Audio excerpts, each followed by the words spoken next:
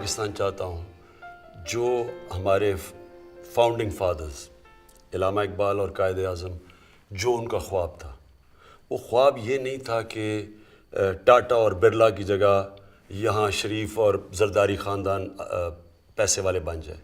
وہ خواب یہ تھا کہ ایک ایسا ملک بنایا جائے جو مدینہ کی ریاست کے پرنسپلز کے پر بنی ہو۔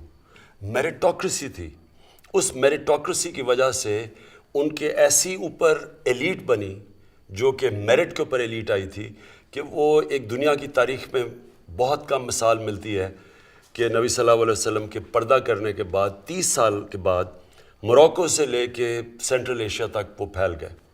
وہ پرنسپلز کے اوپر پاکستان نے بننا تھا۔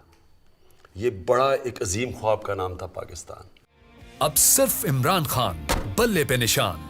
اپنی ووٹ کا صحیح استعمال کریں اور اپنی تقدیر بدلیں، اپنے ملک کی تقدیر بدلیں۔